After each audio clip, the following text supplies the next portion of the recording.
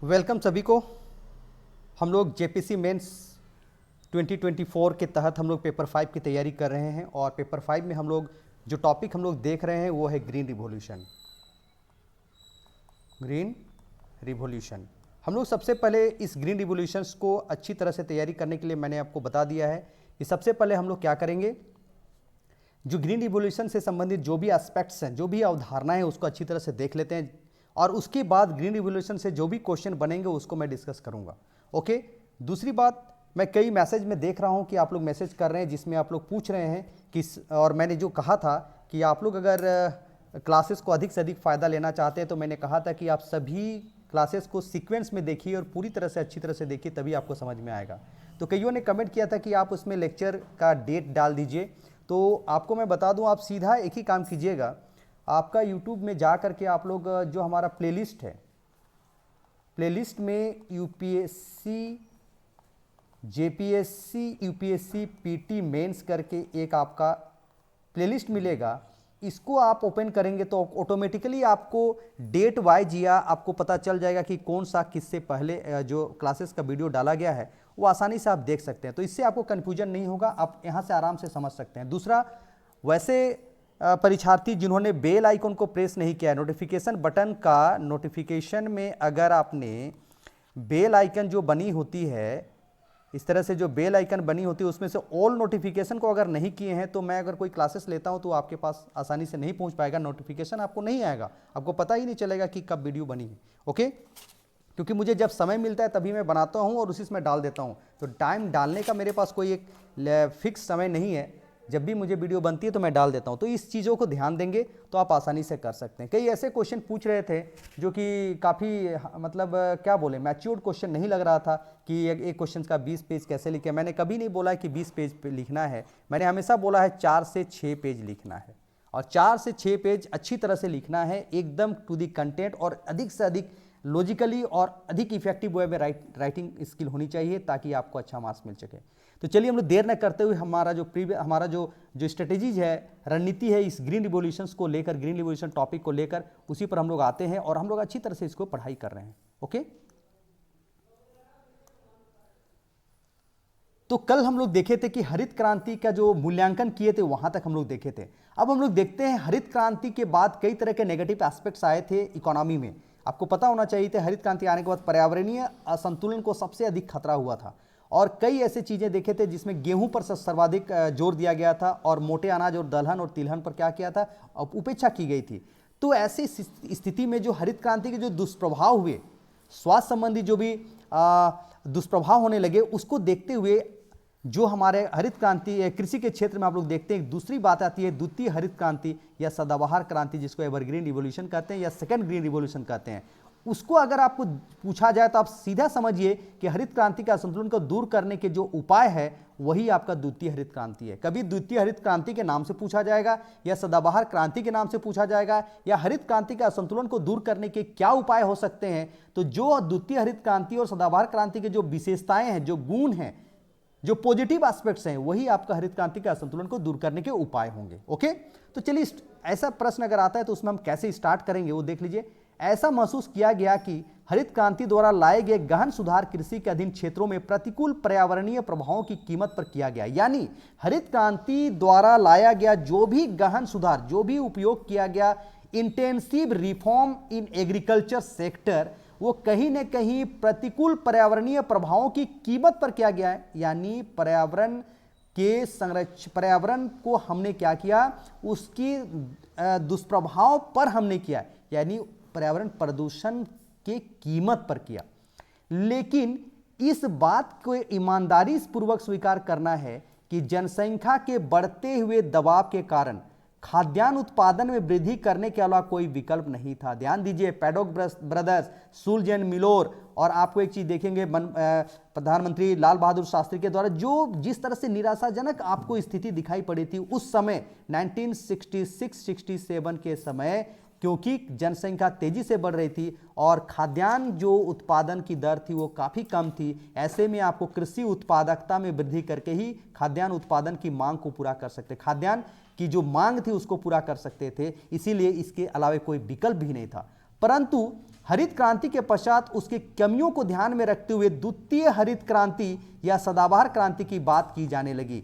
भारत में हरित क्रांति के जनक डॉक्टर एम.एस. स्वामीनाथन द्वारा सदाबहार क्रांति की आवश्यकता पर बल दिया गया। ध्यान दीजिए, डॉक्टर एम.एस. स्वामीनाथन हमारे भारत में हरित क्रांति के जनक भी माने जाते थे, लेकिन उन्होंने स्वयं स्वीकार किया कि अब हरित क्रांति के जो दुष्प्रभाव है उसको हमको कम करते हुए हमें ऐसी रिवॉल्यूशन लानी होगी कृषि के क्षेत्र में जिसे हम लोग green revolution, second green revolution या एवरग्रीन रिवॉल्यूशन कहेंगे।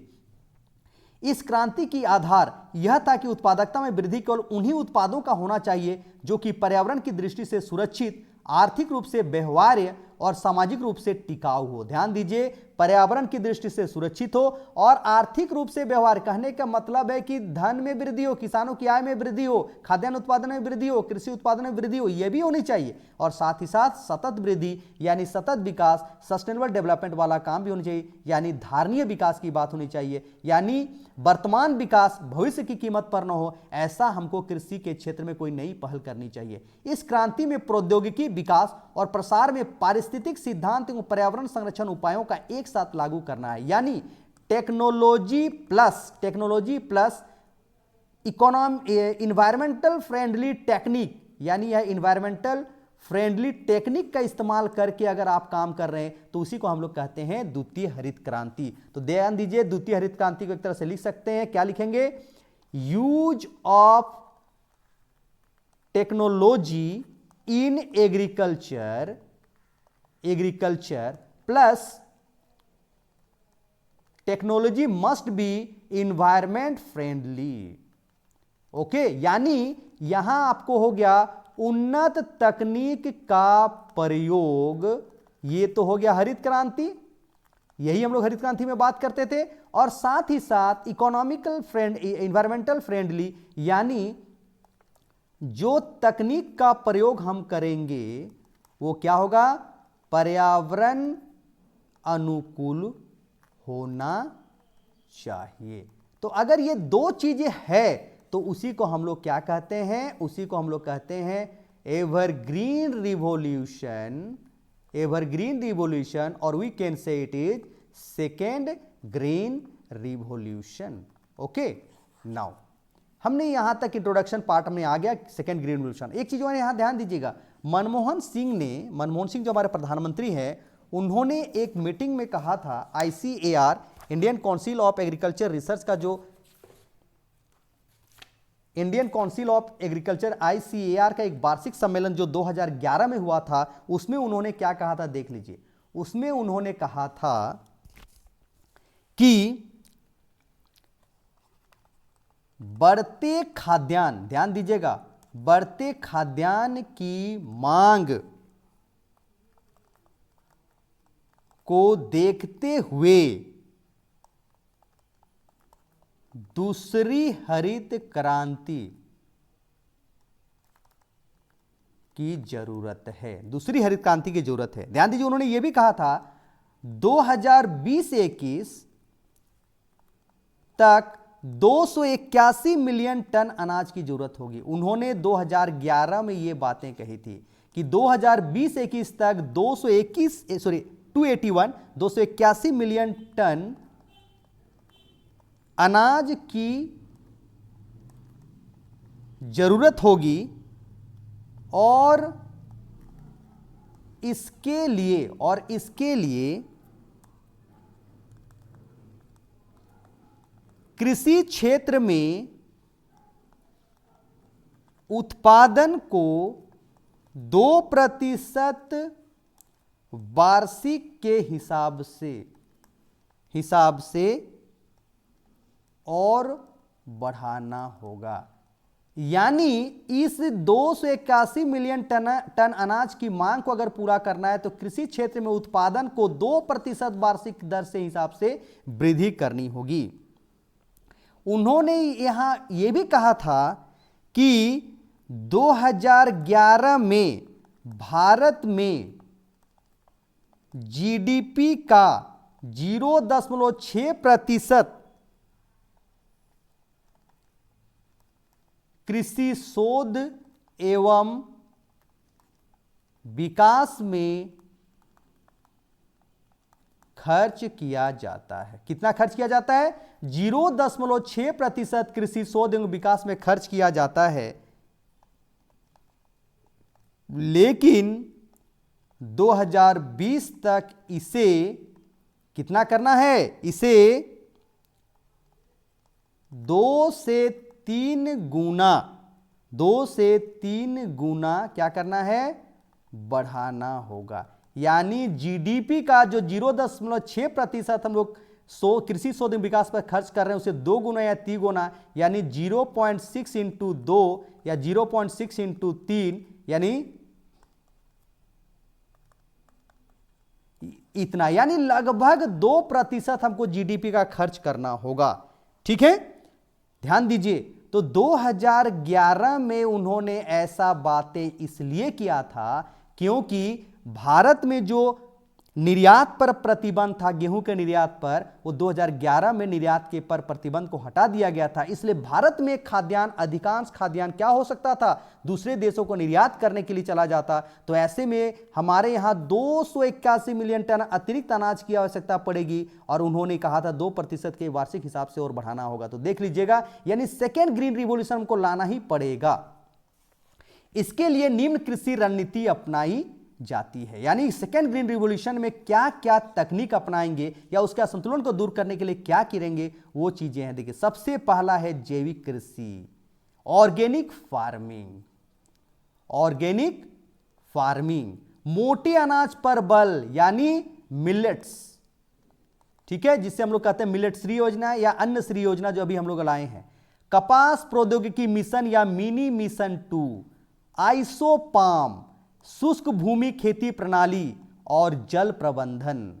ध्यान दीजिए, जैविक कृषि, मोटे अनाज पर बल, कपास प्रौद्योगिकी मिशन का मिनी मिशन 2, आइसोपाम, शुष्क भूमि खेती प्रणाली और जल प्रबंधन। जल प्रबंधन में आप लोग को पता है 2 तरह के जल प्रबंधन है, एक तो है drip irrigation, sprinkler irrigation. Okay, next है बागवानी कृषि, हॉर्टिकल्चर। हॉर्टिकल्चर और 8वां हरित क्रांति कृषोन्नति योजना, ये भी लाई गई थी हमको। चूंकि हरित क्रांति के बाद कई तरह के जो मैक्सिमम प्रोडक्शन हो सकता था, मैक्सिमम प्रोडक्टिविटी में वृद्धि कर सकते थे, वो जमीन ने हासिल कर चुका था। अब क्या हुआ था? नई तकनीक का प्रयोग करने के बावजूद भी हम उत्पादन में वृद्धि नहीं कर पा रहे थे। ऐसे में हमको कृषोन्नति योजना भी लाई गई थी द्वितीय हरित क्रांति के लिए। अब देखिए, कहीं कहीं सेकेंड ग्रीन रिवॉल्यूशन के लिए आप ये भी टर्म यूज कर सकते हैं। सेकेंड ग्रीन रिवॉल्यूशन में क्या है? जल प्रबंधन में क्या आ गया? ये आ गया सूक्ष्म सिंचाई प्रणाली और छिड़काव सिंचाई प्रणाली, जिसे हम लोग समुचित जल प्रबंधन कहेंगे। जैविक कृषि, जैसा हमने बात कर चुका था, तो जैविक कृषि में क्या क्या शामिल है? देख लीजिए, जैविक कृषि में क्या क्या शामिल है। Crop rotation, biological management, animal husbandry, green leaf manure, vermi compost, manures और बायो फर्टिलाइजर, और एक प्रिसीजन फार्मिंग। तो प्रिसीजन फार्मिंग को आप अंग्रेजी में ही लिख सकते हैं या हिंदी में ऐसा लिख सकते हैं, प्रिसीजन फार्मिंग, है ना। प्रिसीजन फार्मिंग का हिंदी थोड़ा सा नहीं मिल पा रहा था, तो प्रिसीजन फार्मिंग ही लिखेंगे। और उसमें क्या क्या आता है? Green agriculture, IPM, INM, INRM, eco agriculture, white agriculture और वन स्ट्रो रिवॉल्यूशन। तो हम लोग इसको सबको डील करेंगे, इसमें अभी टेंशन नहीं लेना है आपको। आप तो सबसे पहले देखिए, कभी भी अगर आपको सेकंड ग्रीन रिवॉल्यूशन के लिए क्या रणनीति अपनाई गई थी, तो आप इतने सारे चीजों को लिखेंगे और कुछ इस तरह से आप अगर बना करके प्रयोग करेंगे और इसका फिर एक्सप्लेनेशन कर देंगे, तो सेकंड ग्रीन रिवॉल्यूशन के जो भी रणनीति थी, जो भी स्ट्रेटेजीज अपनाई गई थी, वो बहुत ही अच्छा क्लियर हो जाएगा। जो कि क्या है?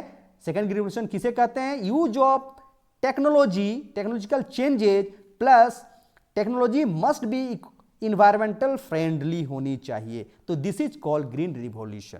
ओके, अब हम लोग एक एक करके हम लोग इसके बारे में हम लोग आते हैं। सबसे पहले हम लोग आते हैं जैविक कृषि।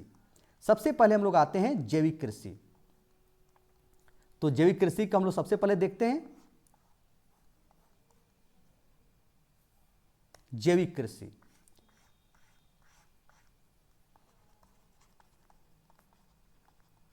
जैविक कृषि या ऑर्गेनिक फार्मिंग। तो ध्यान दीजिएगा, हर चीज मैं नहीं लिख पाऊंगा क्योंकि उसके लिए टाइम, समय भी बचाना है हमको। जैविक फार्मिंग या जैविक कृषि क्या है? तो ध्यान दीजिए, जैविक कृषि क्या है उसको बहुत अच्छी तरह से ध्यान दीजिए।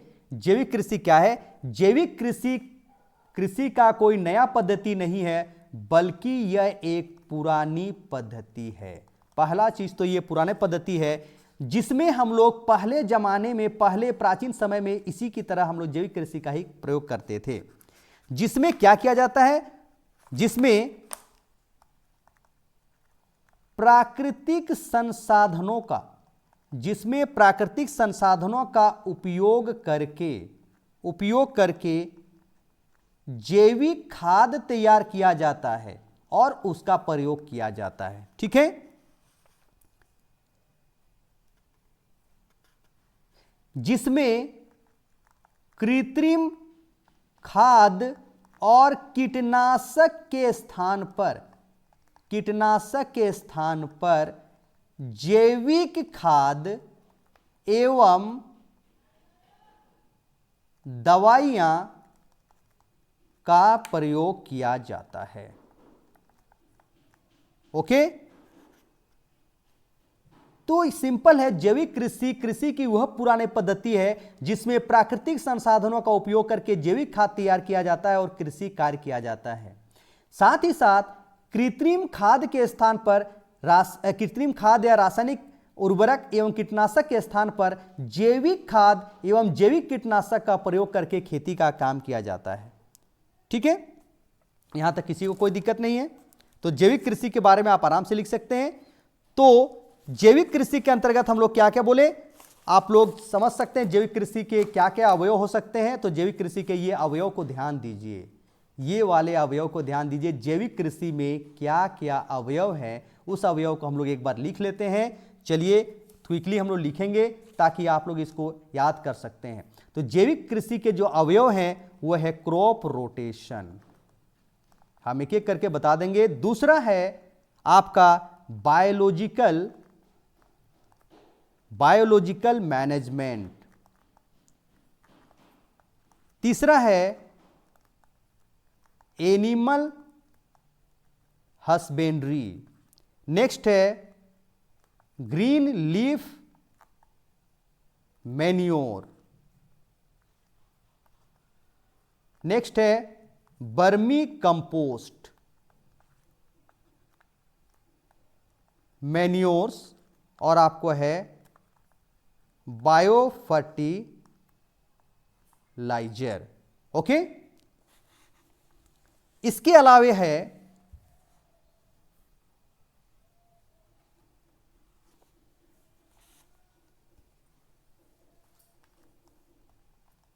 बायो जैविक कीटनाशक। तो अब देखिए क्रॉप रोटेशन क्या है, फसल चक्र पद्धति। अब देखिए फसल चक्र पद्धति क्या है, इसको सिंपल भाषा में हम समझा दे रहे हैं। जैसे मान लीजिए ये खेत है, इसमें हमने गेहूं का खेती 2024 में किया। तो गेहूं का खेती करेंगे तो गेहूं को जिन जिन पौष्टिक चीजों की जरूरत होगी कि मिट्टी से, वो गेहूं क्या करेगा, उसका अवशोषण कर लेगा। तो उस मिट्टी में उस जो हमारा जो पौष्टिक तत्व है, जो पोषक तत्व है, उस क्या हो जाएगा, समाप्त हो जाएगा या खत्म हो जाएगा। ऐसी स्थिति में गेहूं के स्थान पर दूसरे चीज का खेती करना, जो पोषक तत्व समाप्त हो चुके हैं और जो पोषक तत्व वहां उपलब्ध हैं, उससे संबंधित फसल का अगर हम खेती करेंगे, यानी एक साल गेहूं, दूसरा साल चना, तीसरा साल चावल, धान, और इस तरह से फसल चक्र पद्धति को अपनाकर खेती करेंगे, तो इससे क्या होगा, जिन पोषक तत्वों की ऑलरेडी उसमें कमी हुई रहेगी, दूसरे फसल को लगाने के पश्चात वो ऑटोमेटिकली उसमें आ जाएगा। तो ये कहीं न कहीं पारिस्थितिकीय संतुलन बनाए रखने में मदद करेगी और ये क्या होगा, द्वितीय हरित क्रांति के लिए आवश्यक तत्व होगा।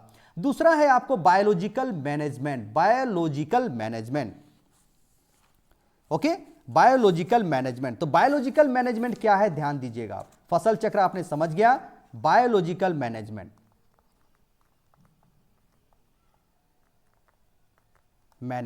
ठीक है, जिसमें हम लोग क्या करते हैं, कोशिश किया जाता है इस जैविक प्रबंधन, इसको आप बोल सकते हैं।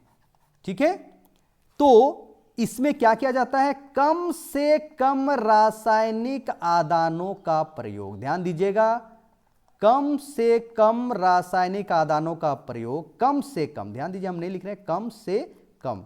नेक्स्ट क्या करना है, उसके स्थान पर क्या करेंगे, फसल अवशेष का प्रयोग, जैसे धान की भूसी, धान के बाली, धान के पत्तियों, उसका प्रयोग करेंगे। नेक्स्ट देखेंगे जैविक तथा जैविक खाद का प्रयोग, जिसमें आप वर्मी कंपोस्ट को भी रख सकते हैं। नेक्स्ट आप क्या कर सकते हैं, फसल चक्र, या जिसको हम लोग कहते हैं बहुफसली प्रणाली, ये भी बायोलॉजिकल मैनेजमेंट का ही एक टाइप्स है। नेक्स्ट आपको क्या है, अधिक गहराई जुताई नहीं करेंगे, अधिक गहरी जुताई नहीं करेंगे, बल्कि क्या करेंगे,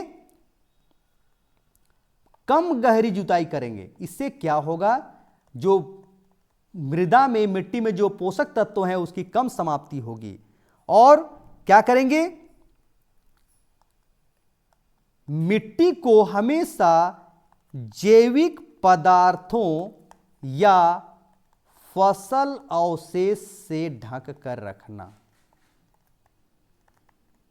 इससे क्या होगा, उसकी पोषक तत्व जमीन पे बनी रहती है, वो नष्ट नहीं होती है। तो देख लीजिए इतने सारे चीजों को हम लोग करना, दिस इज कॉल्ड जैविक प्रबंधन कहलाता है। नेक्स्ट हम लोग का है एनिमल हस्बेंड्री। नेक्स्ट क्या है, देख लीजिए, नेक्स्ट हमारा क्या है, एनिमल हस्बेंड्री यानी पशुपालन। तो इसको हमको बताने की जरूरत नहीं है, जैसे पशुपालन करेंगे तो दो चीजें होगा, एक तो फसल लगाएंगे, तो फसल लगाने से जो भी उसके जो प्राप्त होंगे, फसल से जो भी बाय प्रोडक्ट प्राप्त होंगे, बाय प्रोडक्ट जिसको बोलते हैं बाय प्रोडक्ट, उसका इस्तेमाल क्या करेंगे, पशुओं के चारा के रूप में इस्तेमाल करेंगे। और पशु पालन, उस चारा का इस्तेमाल करके पशु को पालन करेंगे, तो इससे हमको क्या मिलेगा, गोबर, गोमूत्र। तो ये सबका प्रयोग हम लोग किस में करेंगे, एक जैविक खाद के रूप में इस्तेमाल करेंगे। जैसे गोमूत्र का प्रयोग हम लोग पेस्टिसाइड के रूप में इस्तेमाल कर सकते हैं, कीटनाशक के रूप में इस्तेमाल कर सकते हैं, और गोबर का इस्तेमाल कैसे कर सकते हैं, खाद के रूप में कर सकते हैं। तो कहीं ना कहीं ये जैविक कृषि का ही एक प्रकार है। Green leaf manure, green leaf manure में क्या किया जाता है, इसको ध्यान से समझिए। ग्रीन लीफ मैन्योर में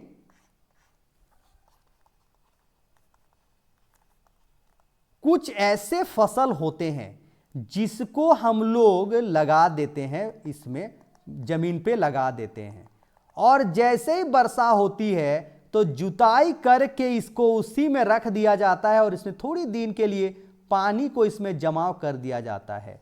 तो ये जो फसल था उसकी जो भी पत्तियां थी वे क्या का काम करती हैं, खाद का काम करती हैं।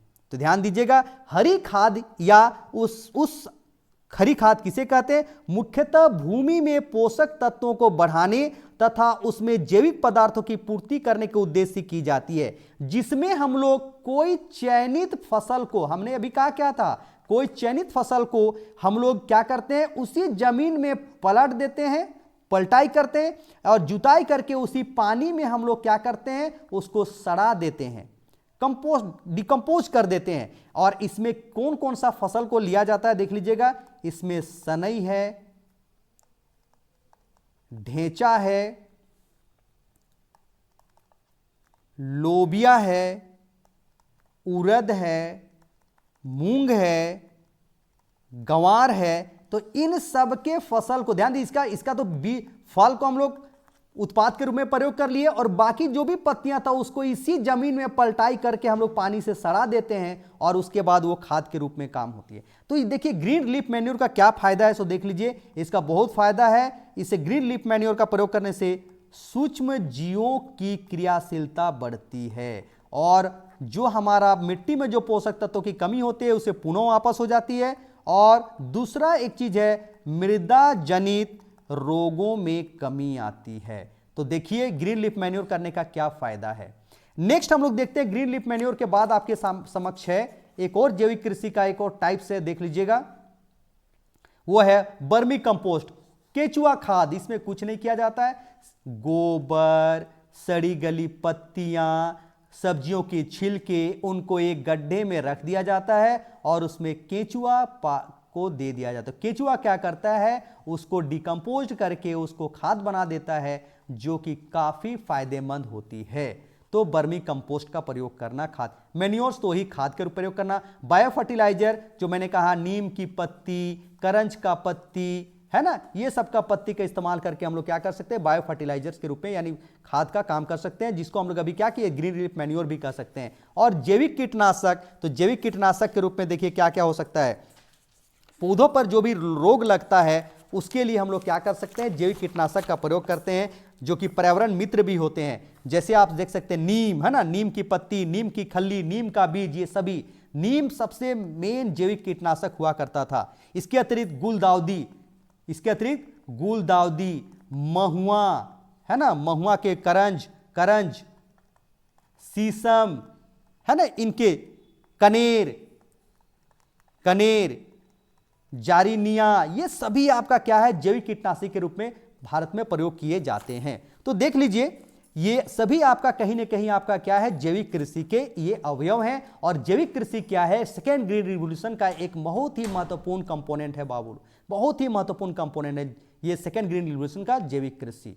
ओके, और देखिए अब हम लोग आते हैं एक एक करके इसके बारे में हम लोग बात करते हैं। जैविक कृषि का हमने देख चुका, जैविक कृषि हमने देख लिया। अब हम लोग आते हैं मोटे अनाज पर बल, मोटे अनाज पर बल, ध्यान दीजिएगा, मोटे अनाज पर बल। तो मोटे अनाज पर बल आप लोग को पता होना चाहिए, मोटे अनाज जो होती है वो खाद्यान्न में सबसे अधिक पोषक तत्व देने वाली होती है। और आज ध्यान दीजिए, जितने भी तरह की बीमारियां आ रही है, अब देखिए हम लोग क्या बोल रहे हैं कि हम लोग गेहूं और चावल को छोड़ करके, गेहूं से संबंधित पदार्थों को कम करके हम लोग मोटे अनाजों पर हम लोग को प्रयोग करना चाहिए। तो कहीं ना कहीं मोटे अनाज जो कि ज्वार, बाजरा, मक्का, कुल्थी, सोरगम, रागी, ये सभी मोटे अनाज के बात होते हैं। और पौष्टिकता की दृष्टि से ये गेहूं और चावल से कम नहीं है बल्कि उससे अधिक ही होते हैं। और साथ ही साथ क्या है, सस्ता भी होता है, गेहूं और चावल की तुलना में मोटे अनाज सस्ते भी होते हैं। और ये कुपोषण की समस्या, जो स्वास्थ्य संबंधी समस्या उत्पन्न हुई थी हरित क्रांति के बाद, उसको भी ये दूर करने में मदद करेगी। तो हरित क्रांति से जो क्षेत्रीय असंतुलन, अंतर व्यक्तिक विषमता, अंतर क्षेत्रीय विषमता उत्पन्न हुई थी, उसको भी हम लोग दूर कर सकते हैं। फिर हम लोग ये भी देखे थे हरित क्रांति के कारण कि देखे थे कि हरित क्रांति वहीं अधिक प्रभावी हुआ था जहां सिंचाई की सुविधा थी। इसीलिए देखिएगा पंजाब, हरियाणा और साउथ में इसकी डेवलपमेंट हुई थी, वहीं नॉर्थ ईस्ट में इसकी कोई डेवलपमेंट नहीं हो पाई थी, हरित क्रांति प्रभावी रूप से नहीं लागू हो पाई थी क्योंकि वहां सिंचाई के समुचित प्रबंधन नहीं था। तो ऐसे में कहीं न कहीं मोटे अनाज क्या होते हैं, कम सिंचाई प्रणाली पर भी हम लोग इसका उत्पादन कर सकते हैं, इस फसल को लगा सकते हैं। तो एक दृष्टि से ये सस्ता भी है और उन क्षेत्रों में भी प्रयोग किया जा सकता है जहां वर्षा कम होती है, सिंचाई की सुविधा में कमी है। नेक्स्ट हम लोग देखते हैं कपास प्रौद्योगिकी मिशन पर मिनी मिशन 2, कपास प्रौद्योगिकी मिशन का मिनी मिशन 2। तो ध्यान दीजिएगा, कपास का जो प्रौद्योगिकी मिशन था, कपास प्रौद्योगिकी मिशन 2000 में शुरू किया गया था। कपास प्रौद्योगिकी मिशन फरवरी 2000 में शुरू किया गया था। कपास उत्पादन और उत्पादकता बढ़ाने के लिए राज्य सरकारों के प्रयासों को संपूर्ण रूप से लगने के लिए सहकारिता विभाग द्वारा कपास प्रौद्योगिकी मिशन मिनी मिशन 2 का कार्यान्वयन कर रहा है। ध्यान दीजिएगा, कपास फसल को सबसे ज्यादा नुकसान हुआ था और कपास फसल जो महाराष्ट्र, आंध्र प्रदेश में कई किसान आत्महत्या करने लगे थे। ध्यान दीजिएगा, तो ऐसे में तो पूर्वी भारत में फसल उत्पादन को बढ़ाने के लिए खेत पर ही जल प्रबंधन जैसे स्कीम और कपास का प्रौद्योगिकी मिशन 2 लाया गया था, जिसमें कपास से संबंधित जो भी कमियां थी, उसके उत्पादन के कारण जो भी किसानों को हानि हुई थी उसको दूर करना था। इसमें और भी काम किया गया था। कपास प्रौद्योगिकी मिशन 2 में देखिएगा,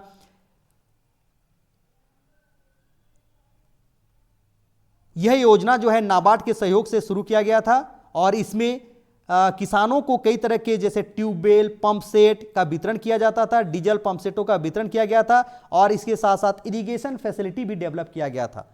तो ये कहीं ना कहीं कपास के उत्पादकों को, कपास के किसानों को मदद करने के लिए किया गया था। और इसमें टेक्नोलॉजी का प्रयोग करने के पश्चात भी इसमें कई तरह की ऐसी बीमारियां आई थी जिसके लिए कोई हरित क्रांति के सामने कोई पेस्टिसाइड काम नहीं कर, तो इसमें हम लोग वैसे उपाय कर रहे थे जो हमारे जैविक पद्धति के तहत किसानों को मदद हो सके। आइसोपोम जो है,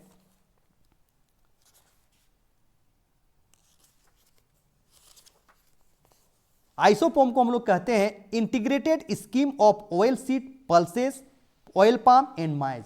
आइसोपोम का मैं फुल फॉर्म लिख दे रहा हूं और इसको मैं बता भी दे रहा हूं।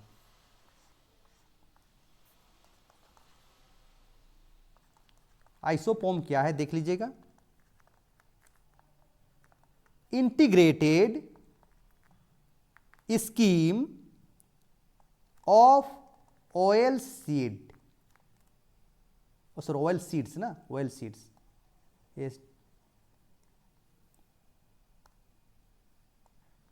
Oil seeds, pulses, oil palm and maize. तो देखिए तिलहन, दलहन और मक्का, तिलहन, दलहन और मक्का समेकित तिलहन, दलहन, ऑयल पाम और मक्का योजना, हिंदी में इसको लिखा रहता है समेकित दलहन, तिलहन, ऑयल पाम और मक्का योजना। तो ध्यान दीजिए इसमें क्या किया गया था, राज्यों को क्षेत्रीय रूप से भिन्न दृष्टिकोण के आधार पर फसल विविधीकरण को प्रोत्साहन देने का यह कार्यक्रम था। फसल विविधीकरण को प्रोत्साहन देने का यह कार्यक्रम था। ध्यान दीजिएगा हरित क्रांति में सबसे ज्यादा गेहूं और चावल को प्रभाव हुआ, इसी का उत्पादन उत्पादकता तेजी से बढ़ा, जबकि मोटे अनाज, तिलहन, दलहन, मक्का, इन पर बहुत ज्यादा इन पर प्रभावी रूप से हरित क्रांति कारगर नहीं साबित हुई। तो ऐसे में फसल विविधीकरण को बढ़ावा देने के लिए आइसोपोम योजना लाई गई थी, जिसमें तिलहन विकास कार्यक्रम, दलहन विकास कार्यक्रम, ऑयल पाम विकास कार्यक्रम, मक्का विकास कार्यक्रम, ऐसी सुविधा प्रदान करके इन चारों योजनाओं को विलय करके हम लोग एक ही योजना बना दिए गए, integrated scheme for oil seeds, pulses, oil palm and mine's योजना। इसका जो क्रियान्वयन हो रहा है, यह शुरुआत हुआ है 1 अप्रैल 2004 से, 1 अप्रैल 2004 से। इसके अंतर्गत किसानों को प्रजनक बीज की खरीद, आधारी बीजों के उत्पादन, प्रमाणित बीजों के उत्पादन में वितरण, खरपतवार नाशकों के वितरण, राइजोबियम कल्चर, यंत्र एवं प्रचार आदि के लिए सहायता दी जाती है। तो सिंपल भाषा में एक ही चीज समझिए, इसमें किसानों को इन फसलों के उत्पादन में वृद्धि लाने के लिए, उत्पादन को लाभदायक बनाने के लिए, साथ ही साथ ध्यान दीजिएगा, साथ ही साथ खरपतवार नाशी यानी आपको रासायनिक खाद और रासायनिक कीटनाशकों का प्रयोग ना करके जैविक कीटनाशक, जैविक खाद का प्रयोग करते हुए राइजोबियम कल्चर यानी कि आप नाइट्रोजन खाद का ना प्रयोग करके राइजोबियम कल्चर कीजिए, राइजोबियम, और इसके कारण ही राइजोबियम जीवाणु क्या करती है, मिट्टी में स्वतः नाइट्रोजन स्थिरीकरण लाती है। यानी मिट्टी में अगर नाइट्रोजन की कमी हो गई तो राइजोबियम कल्चर का डेवलपमेंट करके राइजोबियम जीवाणु जो है ऑटोमेटिकली क्या करती है, जैविक तरीके से नाइट्रोजन उस मिट्टी में ले आती है। तो देखिए आइसोपोम योजना क्या है, यह भी आप समझ गए होंगे। अगला हमारा देख लीजिए क्या है, अगला हमारा है शुष्क भूमि खेती प्रणाली। शुष्क भूमि खेती प्रणाली, आपको पता है हरित क्रांति के पैकेजिंग कार्यक्रम था और वहीं यह सफल हो सकता था जहां सिंचाई की उचित प्रबंधन और सिंचाई की उचित व्यवस्था थी। और भारत में सभी जगह सिंचाई की व्यवस्था नहीं थी, कई ऐसे क्षेत्र जहां शुष्क भूमि हुआ करती थी, जहां कम पानी की व्यवस्था होती थी। वैसे में इस योजना के तहत शुष्क भूमि खेती को बढ़ावा देने के लिए विशेष रूप से उपाय किए गए, और जैसे स्वस्थ मृदा नमी संरक्षण, जैविक खादों का प्रयोग, वैकल्पिक भूमि का उपयोग, इन सब का प्रयोग करके इस शुष्क भूमि खेती प्रणाली के तहत खेती कृषि प्रणाली को लाने की बात की गई, जो कि द्वितीय हरित क्रांति का एक बहुत ही महत्वपूर्ण काम है। जल प्रबंधन, आप समझते हैं जल प्रबंधन जो है, उस जल प्रबंधन को आप आसानी से देख सकते हैं। जल प्रबंधन किसे कहते हैं, यानी भूमि में समुचित जल की, भूमि में कृषि कार्य में जल का कम से कम उपयोग करके कृषि काम करना को ही समुचित जल प्रबंधन प्रणाली कहेंगे।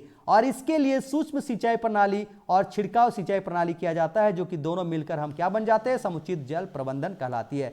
सूक्ष्म सिंचाई प्रणाली जिसे हम लोग कहते हैं ड्रिप इरिगेशन, और छिड़काव सिंचाई प्रणाली जिसे हम लोग कहते हैं, सूक्ष्म सिंचाई प्रणाली को माइक्रो इरिगेशन कहते हैं और माइक्रो इरिगेशन सिस्टम कहते हैं, और छिड़काव प्रणाली को हम लोग कहते हैं स्प्रिंकल। तो ये देखिए क्या होता है, इसको आप लोग सभी जानते हैं, आप लोग देखे होंगे। ये देखिए ये फसल है, ये हम लोग फसल है। तो देखिए ये देखिए इस जगह पाइप इस तरह से गुजारा जाएगा और इसके इसी जगह थोड़ा सा छेद किया हुआ रहेगा, यानी एक बार यहां टैप में आप जैसे टैप को खोलते हैं तो पानी यहां जाती है और उतना ही बूंद गिरती है, टप टप करके गिरती है, उसका इस टैप को बंद कर दीजिए तो क्या होगा, पानी सिर्फ इस फसल को प्राप्ति होगी। और हम लोग पहले प्रणाली में क्या करते थे, पानी को यहां छोड़ देते, इस जगह भी पानी चला जाता था, नमी चला जाता था और क्या होता था, जल की बर्बादी होती थी, जल का अत्यधिक प्रयोग होता था। तो this is called micro irrigation और you can say drip irrigation. Sprinkle irrigation में क्या होती है, यहां कुछ इस तरह से यंत्र लगे होते हैं, यहां यंत्र लगा रहता है, यहां बीच बीच में यंत्र लगा रहता है और यहां वर्षा के फुव्वारे की तरफ पानी को दिया जाता है ताकि ये कम से कम पानी का प्रयोग हो और कृषि काम भी होता रहे। तो आप समुचित जल प्रबंधन प्रणाली को भी आप समझ गए होंगे।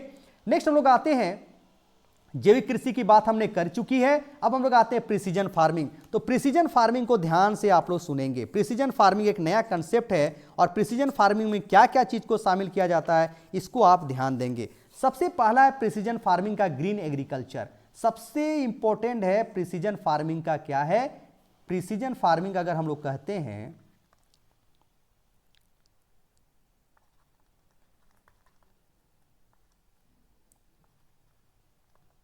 प्रिसीजन फार्मिंग, है ना, प्रिसीजन फार्मिंग।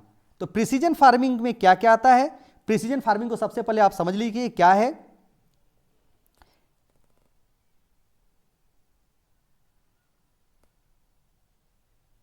उत्पादकता में वृद्धि को पूरा करने के लिए, ध्यान दीजिएगा क्या है, उत्पादकता में वृद्धि को पूरा करने के लिए, यानी हमने उत्पादकता में वृद्धि लाने के लिए क्या किया, ग्रीन रिवोल्यूशन को अपनाया। लेकिन ग्रीन रिवोल्यूशन में कई कमियां आई, उसके कई पारिस्थितिक संतुलन संबंधी खतरा आई, तो वैसे उसके बाद भी उत्पादकता में वृद्धि के वादा यानी जो हम लोग करना चाहते हैं उसको पूरा करने के लिए, साथ ही साथ कृषि उत्पादन लागत में कमी करने के लिए, इसके अलावे कृषि को पर्यावरण अनुकूल करने के लिए, अनुकूलन के साथ कृषि करने के लिए, इन सब पद का उपयोग करते हुए कृषि का कार्य करना क्या कहलाता है, प्रिसीजन फार्मिंग कहलाता है। तो एक सेंटेंस में क्या कह सकते हैं, उत्पादकता में वृद्धि के वादा को पूरा करने के साथ साथ कृषि उत्पादन लागत में कमी और कृषि का पर्यावरण पर कम से कम प्रभाव पड़े, इसको ध्यान में रखना ही क्या है, प्रिसीजन फार्मिंग है। और इसके लिए प्रिसीजन फार्मिंग में सबसे पहला उपाय क्या किया जाता है, ग्रीन एग्रीकल्चर। क्या किया जाता है, ग्रीन एग्रीकल्चर। तो ग्रीन एग्रीकल्चर क्या है देखिए, ग्रीन एग्रीकल्चर यानी ग्रीन एग्रीकल्चर में सबसे पहला कंपोनेंट है आईपीएम। तो आईपीएम क्या है, इंटीग्रेटेड पेस्ट मैनेजमेंट। दूसरा है आईएनएम, तो हो जाएगा इंटीग्रेटेड न्यूट्रिएंट मैनेजमेंट। तीसरा है आपका आईएनआरएम। आईएनआरएम आईएनआरएम मतलब integrated natural resource management.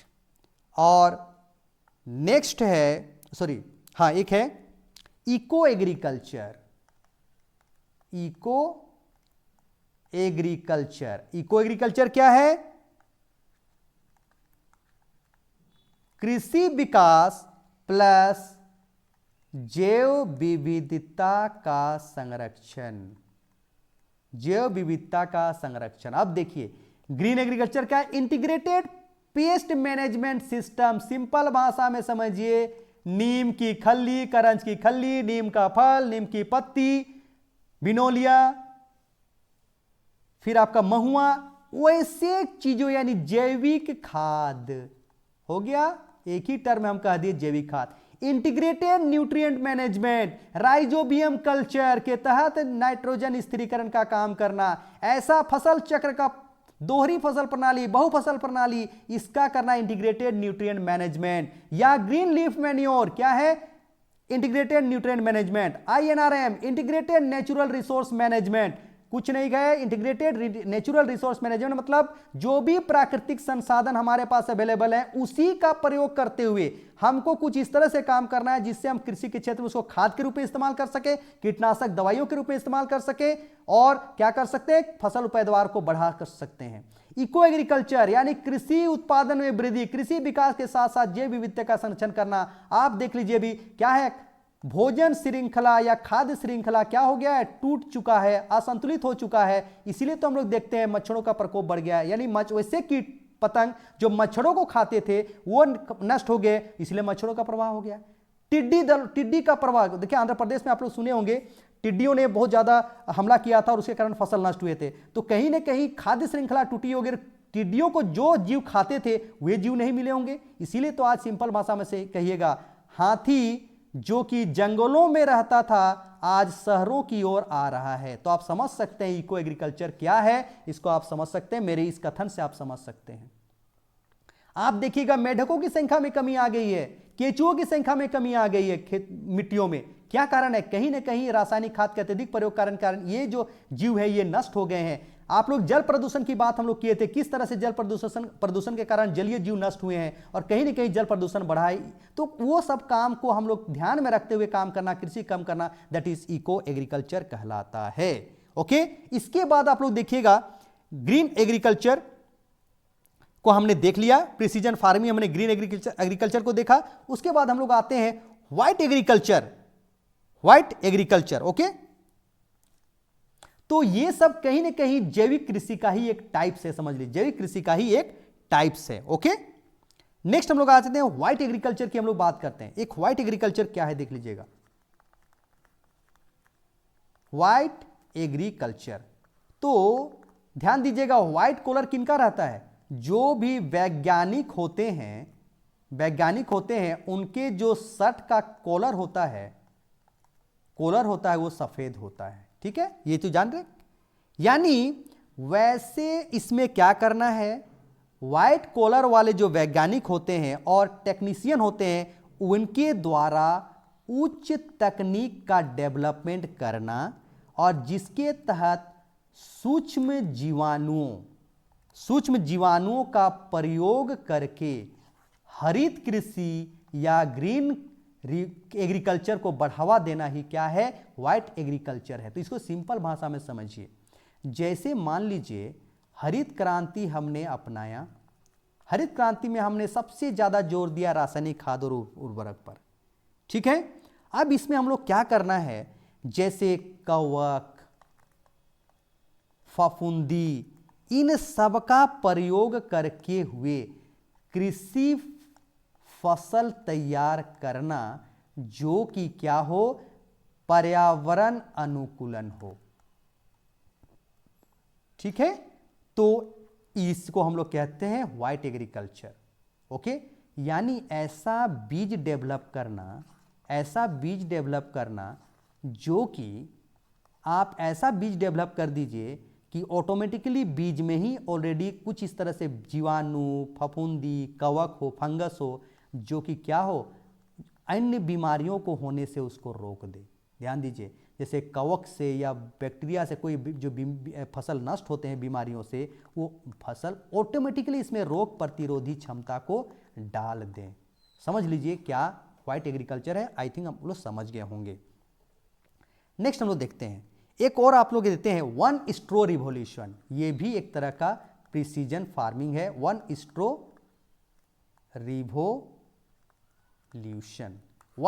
Revolution क्या है, तो ध्यान दीजिएगा वन स्ट्रो रिवोल्यूशन में दो चीजें आते हैं। एक तो होता है नो कल्टीवेशन, ये हम लोग प्राचीन समय में करते थे, जो खेती में है वो सब जानते हैं। नो केमिकल फर्टिलाइजर, ठीक है, बिना रासायनिक उर्वरक के खेती। और तीसरा है खरपतवार या जिसको हम लोग वीड्स बोलते हैं को नष्ट न करना बल्कि नियंत्रित करके उपजाऊ बनाने में उसका क्या करना, काम लाना। अब इस तीनों को समझिए। नो कल्टीवेशन यानी जुताई नहीं करेंगे तो खेती कैसे करेंगे भाई, जुताई नहीं करेंगे तो। देखिएगा प्राचीन समय में, देखिएगा जब हम लोग धान की खेती करते थे तो एक वर्ष जुताई करके खेती किया जाता था। पहले जुताई करके पूरा इस सभी घास को एकदम खत्म करके पूरा मिट्टी लाया जाता था, इसके बाद इसमें खेती किया जाता था। लेकिन एक साल इस तरह का खेती करने के बाद अगले साल क्या किया जाता था, कुछ नहीं किया जाता, जुताई नहीं किया जाता था, बल्कि जैसे ही बारिश होती थी, मानसून का सीजन आता था, इसमें बीज को बो दिया जाता था। तो इस बीज के साथ क्या होती थी, घास भी था, पहले से ऑलरेडी घास था, उसी बीच में ये धान या जो भी है उपज आता था। उसके बाद देन जब वो बड़े हो जाते थे तब उसमें जुताई करके उसको निकोनी करके खरपतवार को नष्ट करके हम लोग क्या करते थे, खेती का काम। तो इसको कहते हैं no cultivation agriculture. No chemical fertilizer, no chemical fertilizer. तो देख लीजिएगा केमिकल फर्टिलाइजर का प्रयोग नहीं करना, बल्कि कुछ ऐसा चीजों का प्रयोग करना जो कि ऑलरेडी प्राकृतिक संसाधन में अवेलेबल है और उसका वैकल्पिक रूप या किसी भी तरीके से उसका प्रयोग करना, लेकिन नो केमिकल फर्टिलाइजर। इसके अलावा एक खरपतवार को समाप्त ना करना बल्कि नियंत्रित करके उपजाऊ बनाना। ये कैसे किया जाता है सो बता दे रहे हैं। जब खेती का काम किया जाता था तो उससे पहले यहाँ कई तरह के दूसरे खरपतवार वीड्स हुआ करते थे, उसको कुछ नहीं किया जाता था, सिंपल उस खरपतवार को थोड़ा सा इसी में मतलब उसको एक तरह से उसको पीट पाट जो आप कह सकते हैं उसको नष्ट करके उसमें रख दिया जाता था, इसी जमीन में उसको रख दिया जाता था और इसमें पानी भर दिया जाता था। एकदम पानी में वो डूबा हुआ रहना चाहिए। तो क्या होता था, ऑटोमेटिकली खरपतवार नष्ट हो जाता था। दूसरी बात एक ध्यान दीजिएगा, अगर खरपतवार का एक खासियत है, अगर धान की आप खेती किए हैं, ये धान का खेती किए हैं, तो अगर इसमें एक बराबर मात्रा में पानी, हमेशा बराबर मात्रा में पानी रखिएगा तो इसमें खरपतवार नहीं उगेंगे। ध्यान दीजिएगा, अगर जिस समय जैसे ही इसमें पानी की मात्रा, जैसे मान लीजिए इसमें 5 सेंटीमीटर पानी रखना है तो लगातार आपका पूरे धान फसल लगने तक आपको 5 सेंटीमीटर इसमें पानी रखिए तो इसमें खरपतवार नहीं होंगे। लेकिन जैसे ही इसमें 2 सेंटीमीटर पानी या 1 सेंटीमीटर पानी होगा तुरंत खरपतवार इसमें बढ़ना शुरू हो जाएंगे। तो इसको कहते हैं खरपतवार को समाप्त न करना बल्कि नियंत्रित करने के उपाय को करके क्या करना, खेती का काम करना और बिना रसायन और कीटनाशक का खेती करना। ये सभी वन स्ट्रो रिवॉल्यूशन कहलाता है। तो ध्यान दीजिएगा, वन स्ट्रो रिवॉल्यूशन क्या कहलाता है, इसको आपने अच्छी तरह से समझ गए होंगे। तो देख लीजिए हमने क्या क्या किया, देख लीजिएगा बागवानी कृषि, जल प्रबंधन पर हम लोग आए थे, शुष्क भूमि खेती पर आए थे, बागवानी कृषि, हरित क्रांति और उसके अलावा प्रिसीजन फार्मिंग, कई तरह के जो सेकेंड ग्रीन रिवोल्यूशंस में बात हुए थे, इस सब की हमने बात कर दी। हरित क्रांति कृष्णोन्नति योजना में कई तरह की योजनाएं हैं, इसको आप लोग जान सकते हैं, जैसे बागवानी मिशन है, खाद्य सुरक्षा मिशन है, राष्ट्रीय सतत कृषि मिशन है। इस तरह से टोटल हरित क्रांति जो कृष्णोन्नति योजना है उसमें 11 योजनाएं और मिशन शामिल थे। 11 योजनाएं और मिशन शामिल किए गए थे, जिसे हम लोग हरित क्रांति कृष्णोन्नति योजना के कहते हैं। और यह शुरुआत किया गया था वर्ष 2005 में। तो एक चीज हम लिख दे रहे हैं, आपको कभी अगर जरूरत पड़े कहीं तो इसीलिए मैं इसको लिख दे रहा हूं। हरित क्रांति कृष्णोन्नति योजना में कौन कौन 11 शामिल थे वो देख लीजिएगा। एक तो था आपको एकीकृत बागवानी विकास मिशन, जिसे हम लोग MIDH बोलते हैं। दूसरा है राष्ट्रीय खाद्य सुरक्षा mission NFSM, national food security mission. राष्ट्रीय सतत कृषि मिशन। नेक्स्ट है आपको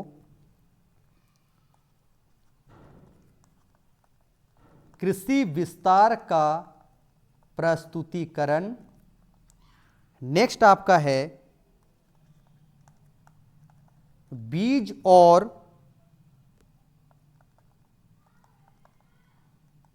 पौधारोपण सामग्री पर उप मिशन। नेक्स्ट है कृषि मशीनीकरण पर उप मिशन। नेक्स्ट है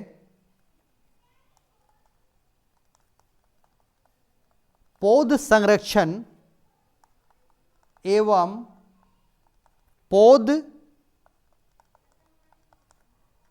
संगरोधक से संबंधित उप मिशन। नेक्स्ट है कृषि सहयोग पर एकीकृत योजना। नेक्स्ट है कृषि विपणन पर एकीकृत योजना। 10 है कृषि में राष्ट्रीय ई गवर्नेंस योजना। और 11 है कृषि जनगणना अर्थशास्त्र और सांख्यिकी पर एकीकृत योजना। तो देखिए ये 11 योजना द्वितीय हरित क्रांति के कंपोनेंट के रूप में कृषि, जिसको हम लोग कहते हैं हरित क्रांति कृषोन्नति योजना। तो ये क्या है, ये 11 क्या है देख लीजिए।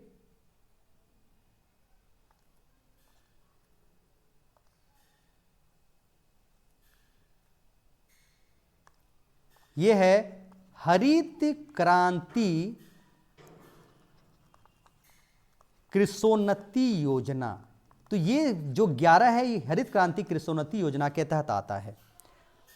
तो मुझे लगता है कि जो मैं आपको हरित क्रांति से जो मैंने बात किया था, हरित क्रांति असंतुलन को दूर करने के जो उपाय हम लोग देख रहे थे, और उसके लिए द्वितीय हरित क्रांति के लिए जो पहल या सदाबहार क्रांति के लिए जो पहल था उसको आप देख लीजिए। जैविक कृषि, मोटे अनाज पर बल, कपास प्रौद्योगिकी मिशन का मिनी मिशन 2, आइसोफोम, शुष्क भूमि खेती प्रणाली, जल प्रबंधन, बागवानी, हरित क्रांति कृषोन्नति योजना, ये सभी उसके कंपोनेंट थे।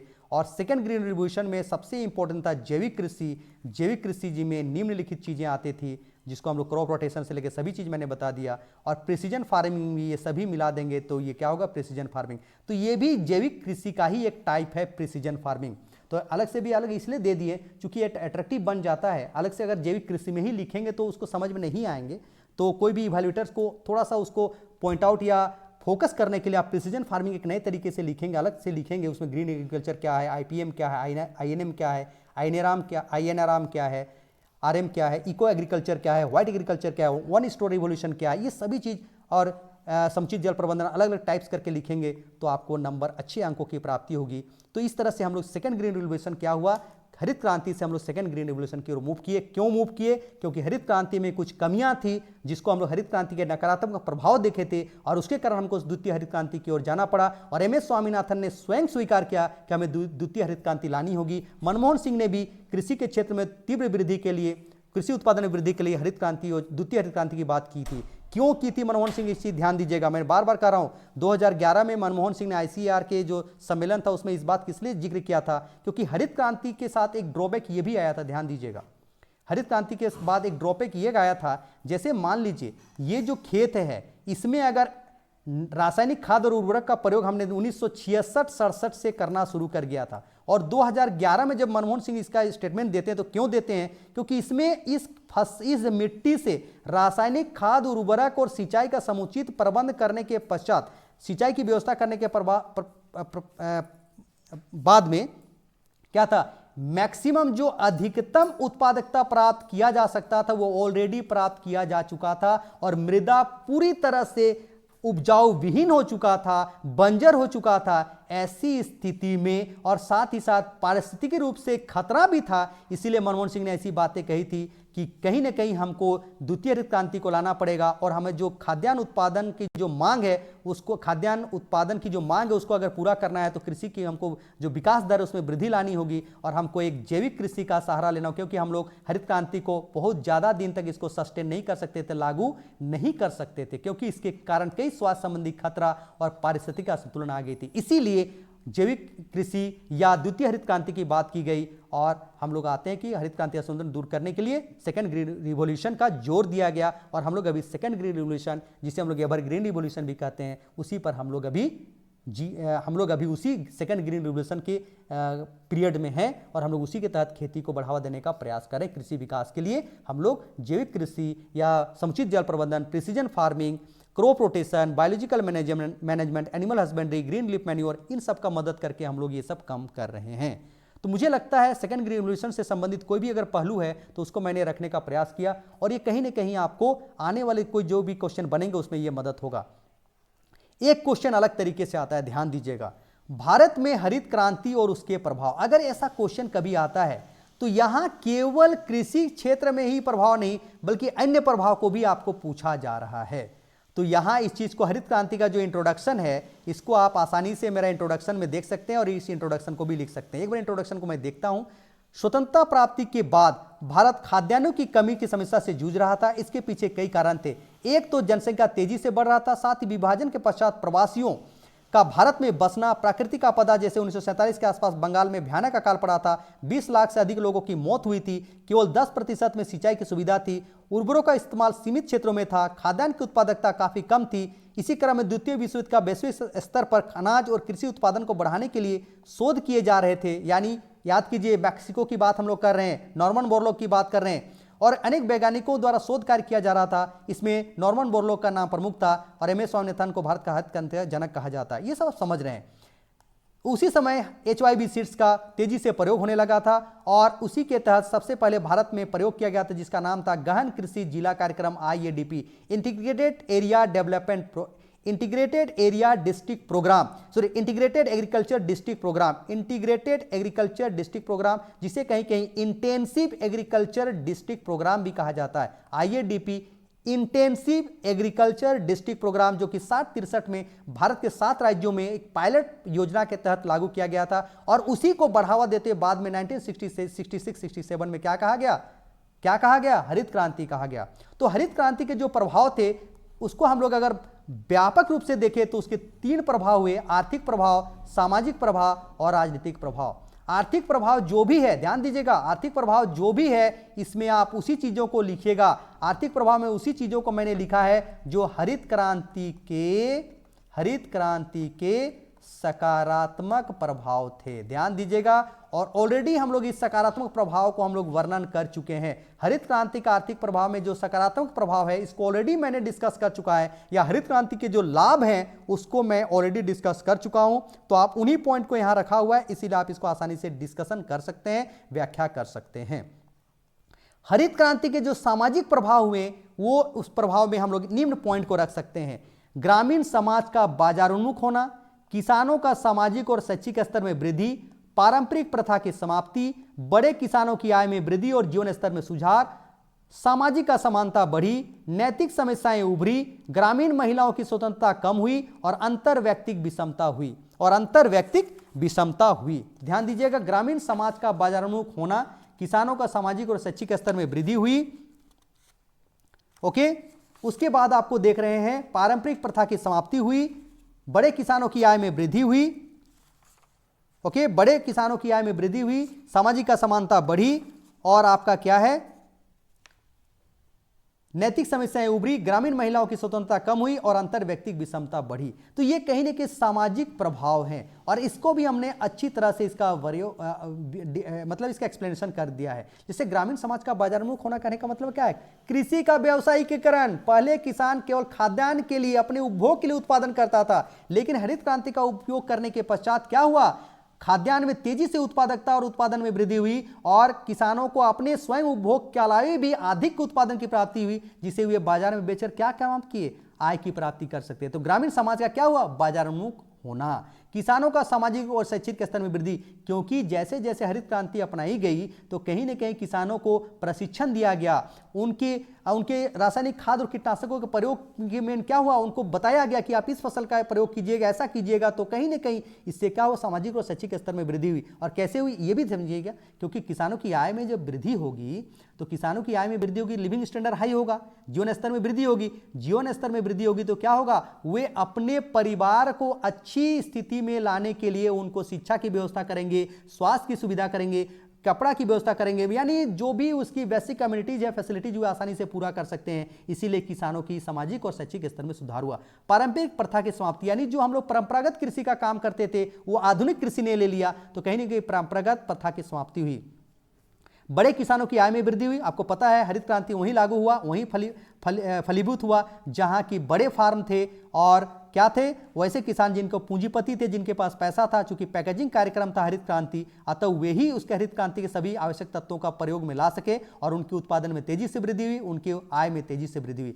सामाजिक असमानता बढ़ी, तो मैं आपको पता है छोटे किसान गरीब होते चले गए और बड़े किसान अमीर होते गए, तो कहीं ना कहीं सामाजिक असमानता बढ़ी। नैतिक समस्याएं भी उभरी इसके कारण, कई तरह के नैतिक समस्याएं, यानी क्या हुआ, वर्ग संघर्ष, लड़ाई झगड़े और कई तरह के शोषण भी इसमें उभरा। ग्रामीण महिलाओं की स्वतंत्रता कम हुई। पहले ग्रामीण महिलाएं क्या थी, किसान कृषि काम में बढ़ चढ़कर हिस्सा लेती थी, लेकिन जैसे जैसे पूंजीवादी कृषि का प्रचलन हुआ, व्यावसायिक कृषि का प्रचलन हुआ, नवीन तकनीकों का प्रयोग हुआ, वैसे वैसे महिलाओं को कृषि में कम से कम जरूरत पड़ी और कहीं न कहीं ग्रामीण महिलाओं की स्वतंत्रता कम हुई, क्योंकि ग्रामीण महिलाओं को पहले किसी भी तरह का डिसीजन निर्णय लेने में उनकी महत्वपूर्ण भूमिका होती थी, क्योंकि वे एक कृषि क्षेत्र में महत्वपूर्ण भागीदारी निभाते थे। जब वे महत्वपूर्ण भागीदारी निभाने बंद हो गई, क्यों बंद हुई, क्योंकि नवीन तकनीकी का प्रयोग किए, कृषि का व्यवसायीकरण हुआ, श्रम विस्थापन हुआ, तो इन सब के कारण कहीं न कहीं ग्रामीण महिलाओं की स्वतंत्रता कम हुई और अंतर व्यक्तिगत विषमता बढ़ी। इसको पता है, जो गरीब है वो गरीब रहते गए और धनी और बड़े किसान